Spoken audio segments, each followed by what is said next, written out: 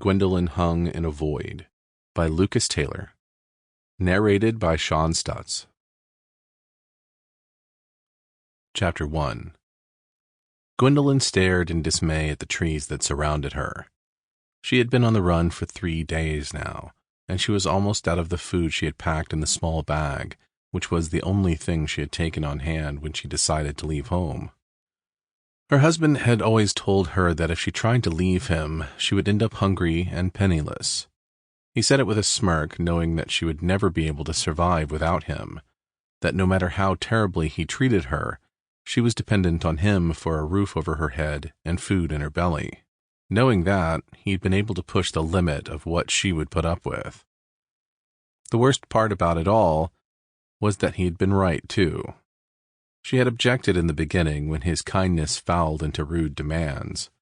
As he broke her down, though, it became the new normal for him to yell at her when dinner wasn't cooked to his liking, or to throw things when he'd had a rough day at work and needed someone powerless to take it out on. She had borne all that with a brittle smile, far longer than she should have. But the final straw was when she found him with the milkmaid. The poor girl had come by to deliver their milk for the week, and Damien had followed her out. Gwendolyn hesitated only for a moment before following as well. She had little more than a sick feeling in her gut to go on, but it was enough to compel her to leave the house. She touched the bruise on her cheek, part of the punishment she received for spoiling his fun. Whatever happened now, whether she was able to find her way out of the forest or not, it was better than continuing the life she had had. Every step away from the house felt like a reclamation of her dignity, and if she died now, at least she died free. Her belly rumbled with hunger. She dug through the bag and pulled out a hunk of bread. It was hard and stale now, a far cry from the fresh loaf she had started with, but her standards for sustenance had faded. She chewed it slowly, doing her best to trick her body into believing it was more food than it was. If she'd prepared longer, she might have studied the local foliage and learned what sort of things were edible.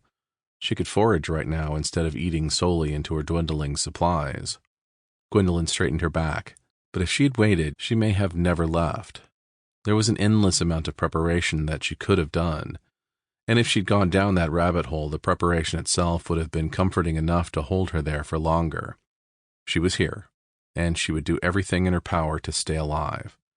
She just had to keep moving, and she was bound to find something, a town, a traveler, or something. Somehow, she would survive this.